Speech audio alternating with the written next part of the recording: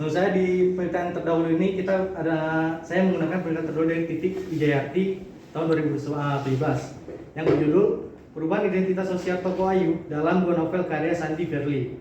Yang kedua saya menggunakan jurnal Dimas, Lisa dan Eka tahun 2020 yang berjudul Fashion sebagai Komunikasi Identitas Sosial Mahasiswa FISIP Universitas Bengkulu. Yang ketiga saya menggunakan jurnal Mutmainah 2020 yang berjudul Konstruksi Identitas Tokoh Benjamin dalam novel On Bonheur des Augurs.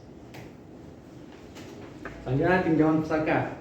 Nah, novel adalah karya sastra yang menceritakan tentang kehidupan seseorang yang terdiri dari cerita imajinatif atau kisah nyata yang diambil dari pengalaman pribadi atau diceritakan oleh seorang penulis atau autor. Kemudian ada komunikasi interpersonal. Komunikasi interpersonal adalah komunikasi antara dua pribadi atau dua individu dengan individu lain, yang mana individu tersebut secara fisik saling berinteraksi dan saling memberikan informasi atau umpan balik satu sama lain. Nah, selanjutnya ada teori identitas sosial yang dari Taspel.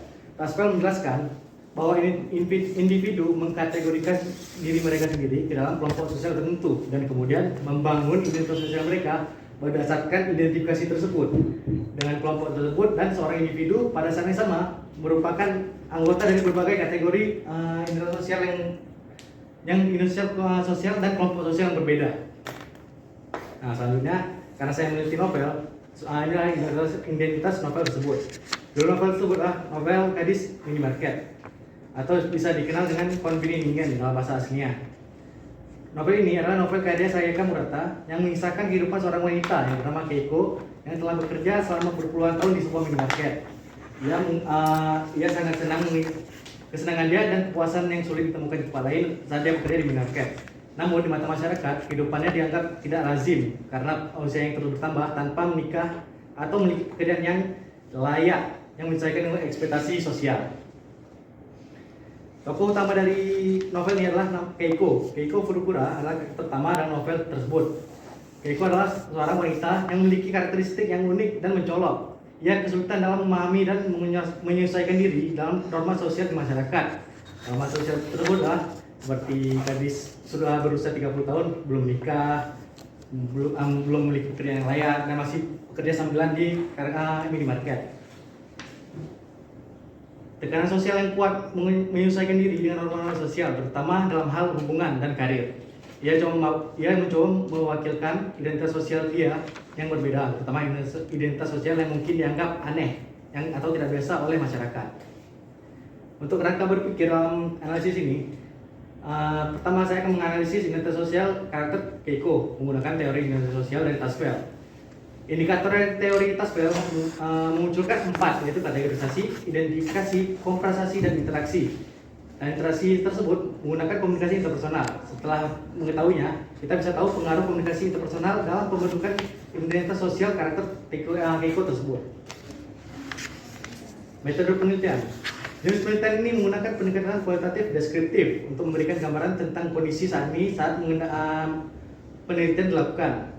Sumber datanya adalah novel Gadis Minimarket. Ya, novel Gadis Minimarket yang akan jadi sumber datanya. Novelnya. Ya. Izin ya. Yep. Nah, teknik analisis datanya adalah menggunakan teknik analisis naratif untuk mengidentifikasikan nilai analisis struktur naratif dan perkembangan hubungan dengan komunikasi interpersonal melalui narasi dalam novel. Saya mau kopi. Untuk teknik penelitian teknik pengumpulan datanya, penelitian ini menggunakan analisis teks sebagai teknik pengumpulan data. Penelitian ini akan menganalisis mendalam tentang teks dalam novel berdasarkan konteks. Seperti ada tabel data tersebut, ada keterangannya RK itu rekan kerja, KL itu keluarga, MS itu masyarakat, H/P itu halaman dan paragraf. Baik, segitu saja. Saya kembalikan ke Pak Ali. Oke, terima kasih.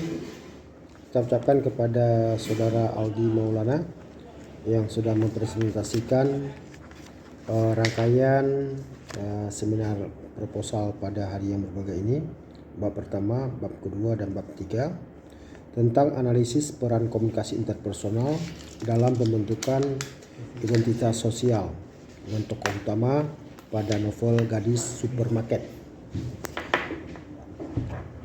Baik, pada hari ini di tengah-tengah kita sudah hadir ya Ibu penelaah dan Bapak penelaah yang akan memberikan beberapa masukan, pertanyaan, bahkan ada tanggapan-tanggapan khusus. Disiapkan alat tulis untuk bisa dicatat ya. Bila ada perubahan-perubahan nantinya bisa dipahami secara baik. Baik, yang pertama sekali kita persilakan kepada Ibu Harinawati untuk dapat memberikan beberapa masukan dan tanggapan terhadap proposal skripsi pada hari yang berbahagia ini. Silakan, Bu. Baik, terima kasih Pak Ali. Assalamualaikum warahmatullahi wabarakatuh. Yang saya hormati Pak Ali, Pak Muklis, Aldi Maulana dan teman-temannya. Oke, kalau melihat judul ya, analisis peran komunikasi interpersonal dalam pembentukan identitas sosial tokoh utama pada novel Gadis Minimarket. Abang mau nelitinya apa? Saya ingin meneliti bagaimana suatu komunikasi atau interaksi sama antar karakter individu mempengaruhi perubahan interaksi dengan seseorang. Jadi orang ini akan bukan menghasut, kayak dia ini tertarik dengan kehidupan orang tersebut. Jadi itu mengubah identitas sosial lah. Contoh seperti dia di identitas sosial sebagai pelayan minimarket. Saat dia berinteraksi dengan rekan kerjanya yang kita bilang trendy fashion, dia juga menganggap wah trendy fashion ini supaya lebih diterima oleh masyarakat. Dengan itu juga setelah berkomunikasi dengan rekan kerjanya, dia jadi terpengaruh dan ingin membentuk identitas sosial sebagai seorang yang trendy dalam fashion. Dia labil ya orangnya, labil. Oke. Abang mau konteksnya teks atau penelitian field lapangan? Konteksnya teks, Bu. Teks. Kalau teks, coba balik ke judul.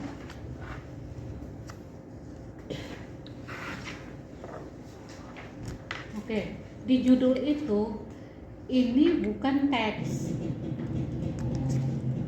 Kalau teks itu biasanya analisis konten atau analisis wacana. Larinya ke situ, analisis konten, novel apa, baru mau ambil sisi apa gitu. Kalau judulnya seperti ini, analisis peran komunikasi interpersonal. Komunikasi interpersonal itu nggak ada peran, bukan itu yang berperan, tapi orang yang melakukan baru bisa berperan. Ini supaya mengkerucut, abang maunya kemana? Supaya enak nanti. Saya kalau bisa lebih meneliti identitas sosialnya, Bu. Oke, mau di teks kan? Di teks kan? Oke, kalau mau teks, boleh konten analisis, boleh analisis wacana. Kalau misalnya analisis wacana, ambil konteksnya itu bukan interaksi, tapi lebih kepada konsep diri. Artinya kalau dari yang abang ceritakan tadi, bahwa anaknya ketika ada yang sosialita belanja, dia wow keren ya, aku pengen seperti itu, yang kayak gitu kan maksudnya. Artinya konsep dirinya, tokoh itu dilihat dari sisi konsep diri, dia nanti punya kelabilan. Nah, lalu misal gini, hari ini orang pakai cadar, dia besok pengen jadi itu, ya kan? Besok datang orang yang pakaian seksi, dia pengen seperti itu. Dia tidak punya kepribadian yang kokoh. Iya. Ya kan? Tokoh utama emang nggak memiliki kepribadian yang kokoh karena dia ingin diterima oleh masyarakat. Iya. Itu salah satu ibaratnya gini. Ada ketakutan, larinya ke psikologi sebetulnya, ya kan? Psikologi. Ketika sesuatunya semuanya yang keren gitu kan. Jadi dia yang nggak sanggup pun harus gitu. Nah, supaya merasa diterima, biasanya itu rentang usianya itu remaja atau dewasa awal. Nah, ini kalau mau dilarikan ke analisis teks, dia lebih mudah. Abang tidak melihat pada proses komunikasi interpersonal, tapi lebih kepada ketokohan anaknya ini dari segi kepribadian. Jadi nanti tariknya itu pada konsep diri. Iya, konsep diri tokoh. Siapa nama tokohnya dalam Gadis Minimarket ini? Nah, jadi melihatnya ke situ aja. Tapi kalau analisisnya analisis wacana, lebih mempreteli bab per bab. Kalau analisis isi, nanti banyak panduannya. Nanti pilih aja yang paling sesuai untuk membedah novel, ya. Jadi dia akan mengkerucut nanti, Bang. Abang sumber datanya adalah novel. Novelnya itu nanti baru dipreteli sesuai dengan Konteksnya. panduan itu. Tapi skupnya yang mau dilihat apa? Mau kepribadiannya yang labil, maka ambil di situ konsep diri atau citra diri atau imagine. Dia kepengen hayalan, berubah-ubah, kepengen apa gitu. Tapi cari teorinya yang relevan. Dia kan kepribadian itu ada yang memang ada jenis kepribadian. Nanti di mana yang kepribadiannya, lalu analisis karakternya. Misal bab 1 dia ketemu siapa kita bilangnya, ketemu artis gitu. Artis kan agak-agak glowing gimana gitu. Nah, dia kepengen nih, ini apa ya bedanya, apa ya ininya. Nah, dia merubah kepribadiannya. Oke, besok datang yang lain, dia rubah lagi gitu. Ya, artinya konsep dirinya dia ikut kemana arah angin. Besok anginnya ke barat, dia ikut ke barat. Dia nggak punya kepribadian gitu. Untuk sebuah film itu dikulitin nggak masalah gitu. Tapi kalau realitas kehidupan ada yang mau kayak gitu. Hari ini pakai rok, besok pakai celana, lusa pakai apa? Itu sah-sah aja. Cuma persoalannya ketika kita mudah dibelokkan, gampang kali, gampang dipengaruhi gitu. Nah, saran saya kalau mau diarahkan ke konten analisis, lebih baik abang ambil benang merahnya kepribadian Keiko.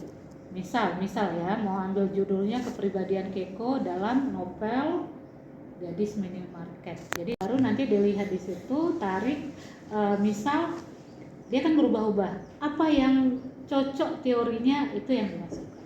Ya. Oke. Secara otomatis dalamnya berubah, Bang. Tapi memudahkan kamu. Ketika nanti misal abang kekeh nih, saya maunya ini aja, udah seneng sama judul ini. Begitu nanti abang mulai menganalisa, dia terbentur.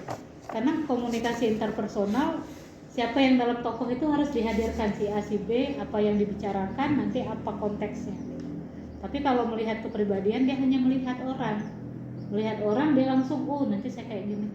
Dia tanya, bajunya beli di mana? Besok dia langsung dia beli gitu. Karena lebih apa ya, kalau judul ini lebih susah abang selesainya.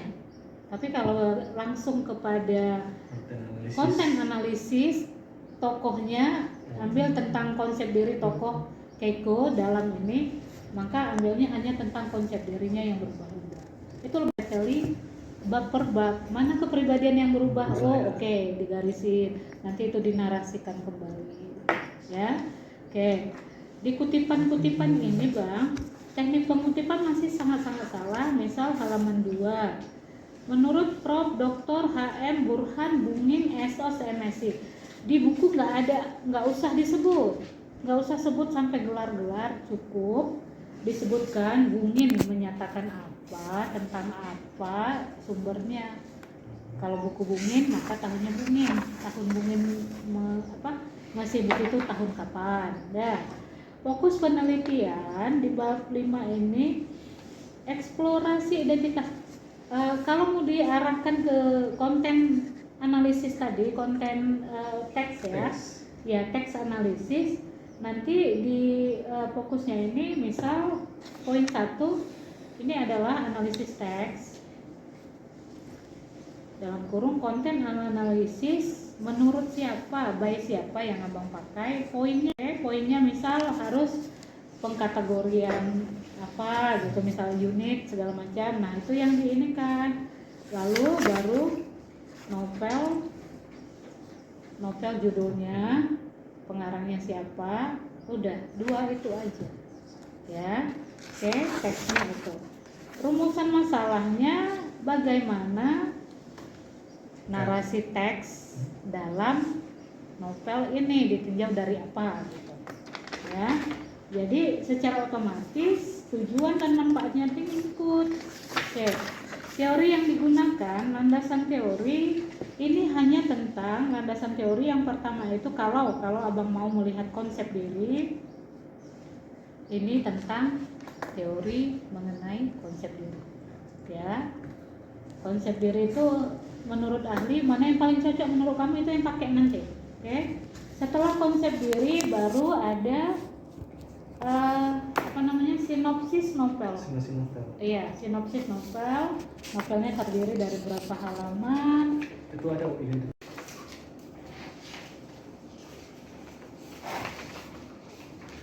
Halaman berapa bang? Benar, bisa.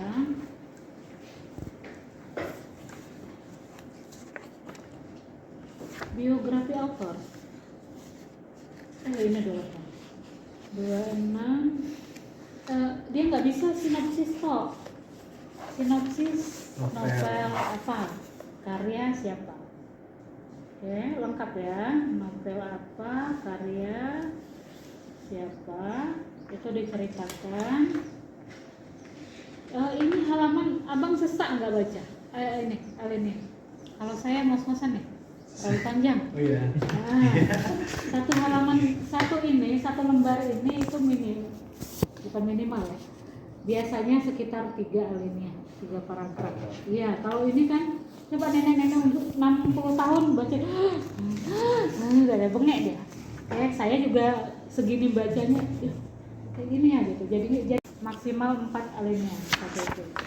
Biografi autor boleh ada boleh enggak, karena yang kita butuhkan adalah tentang ceritanya aja ya. Baru penokohan ini Keiko-nya. Oke. Kerangka berpikir di sini novelnya di atas bang. Novel, iya judul novel. Baru turun ke bawah itu mau melihat konsep diri by siapa, baru turun menjadi tokohnya itu sebagai Keiko. Itu aja, cuma garisnya sampai 3 aja. Oke.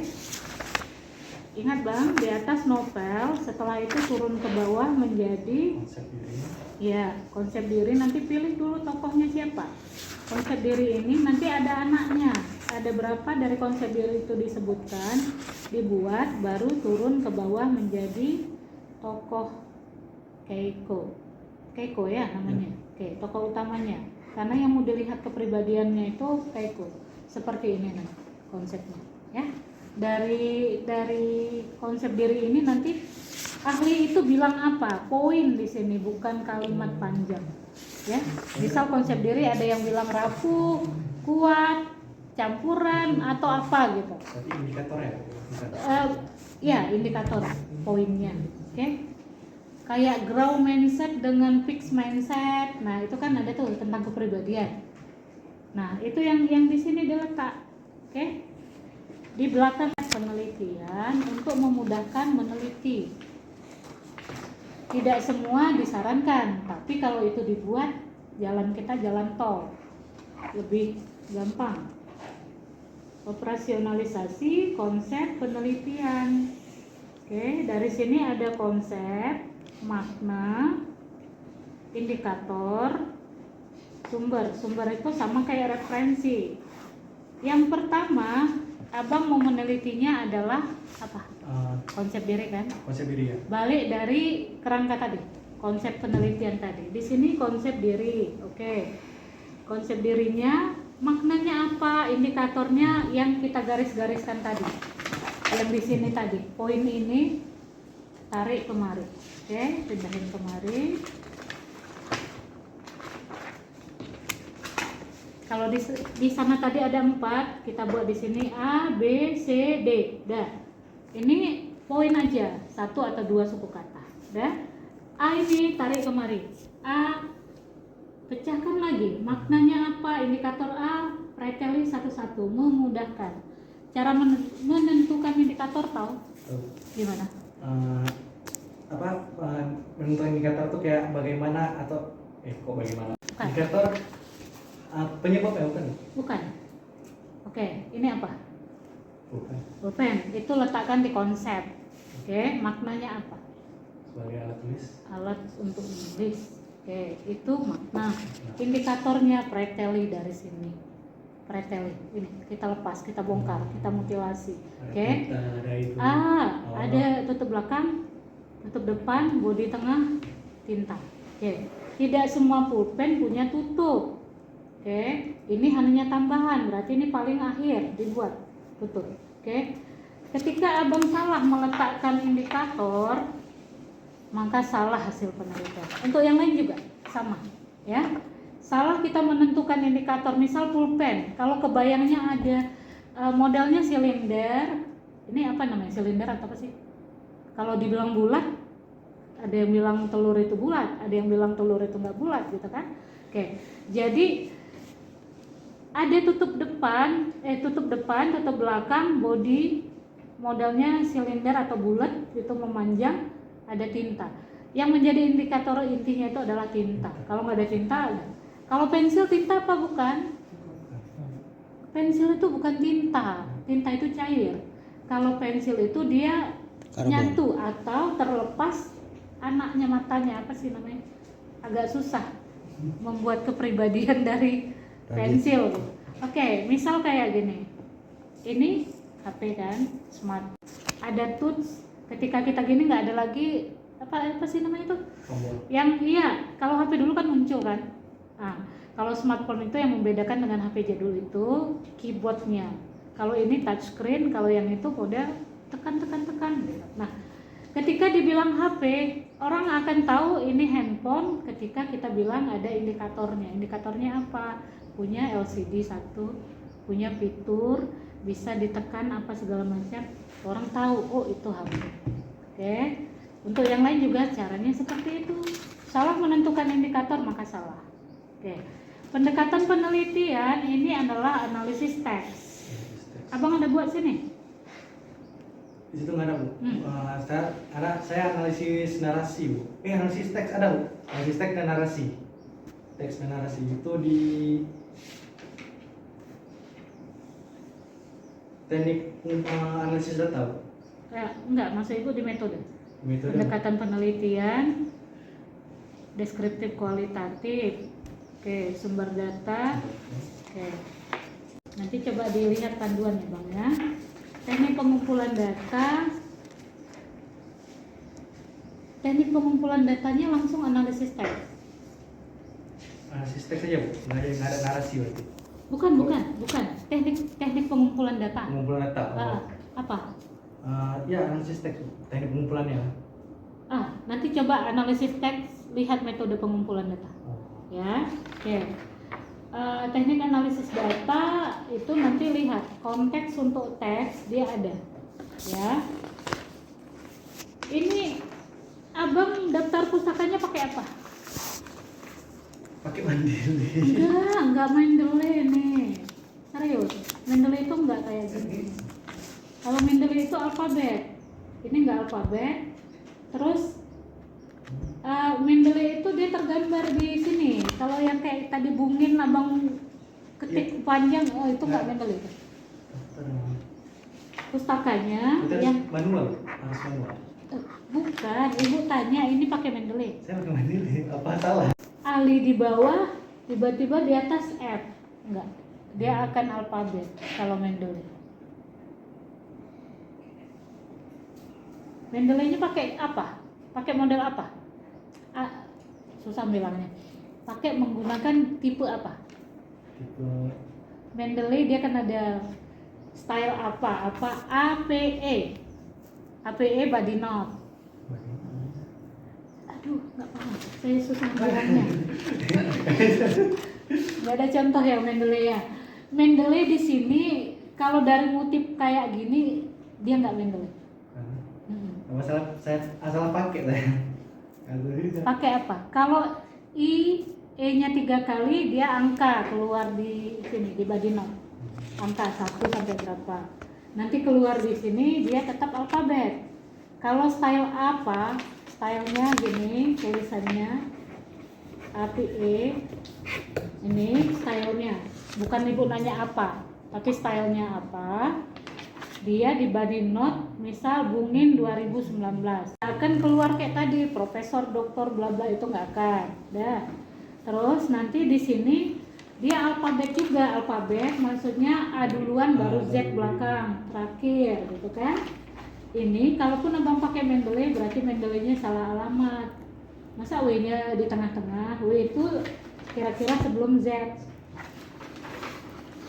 Mendeley bang, dia ini WW ini enggak kayak gini cara ngutipnya, bukan linknya tuh justru di belakang. Pertama tetap nama orang, judulnya itu abang PDF kan dulu, download PDF add file ke Mendeley ya secara manual, di cross check kan ada di view all Yeah. lihat semua situ rubah ya. Oh, di sini di cross check semua. Iya, Double check. di situ cross check.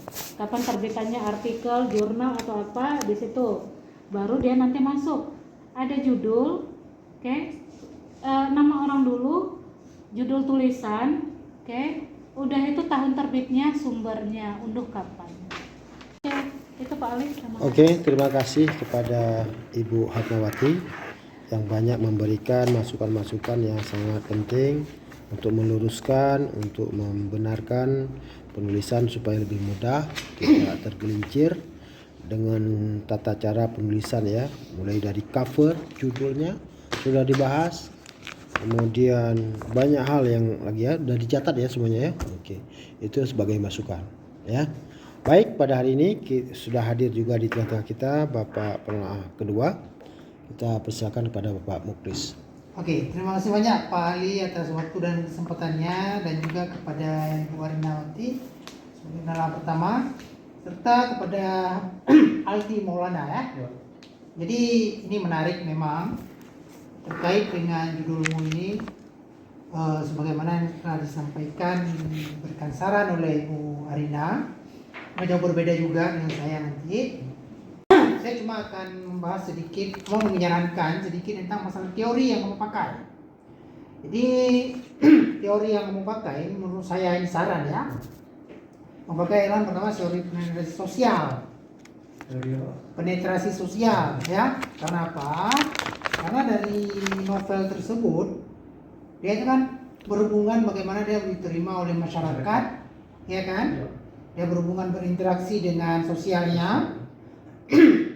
Jadi dari teori tersebut nanti dapat diketahui, karena dari teori penetrasi sosial itu dari hubungan komunikasi yang dangkal menjadi yang lebih intim.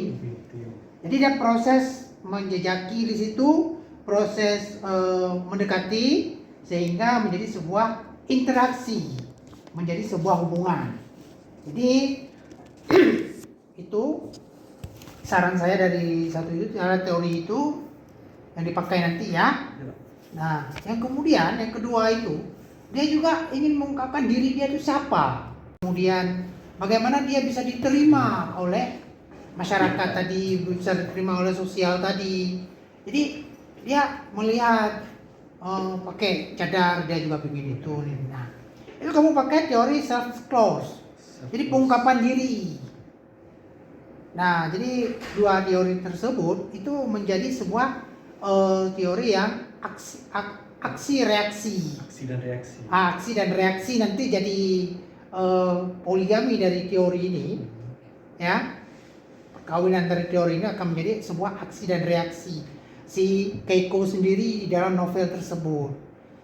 Jadi pengukuran pengujian ini, teori itu terkait dengan peran si Keiko ini sendiri di dalam novel itu.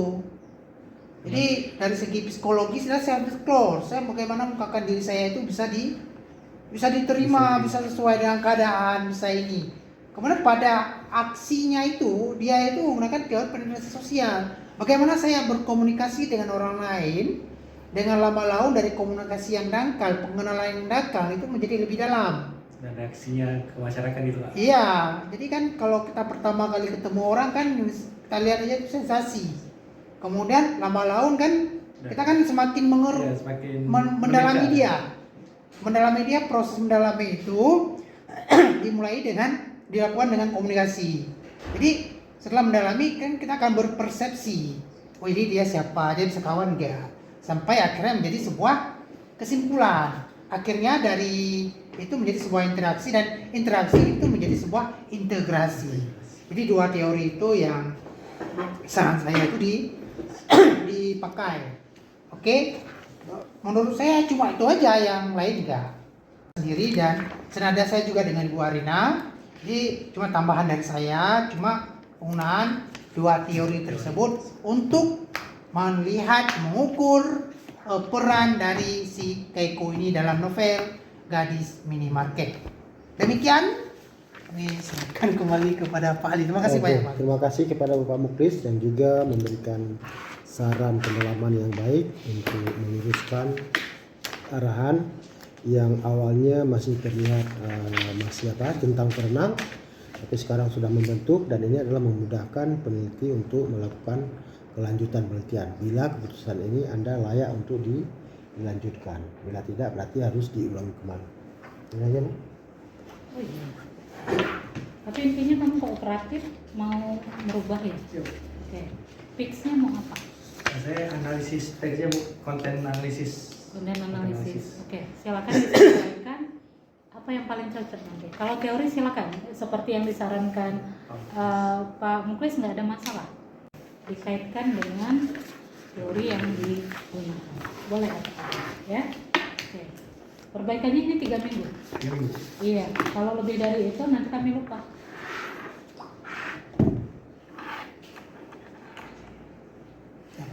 Ada satu lagi bukan. Oke.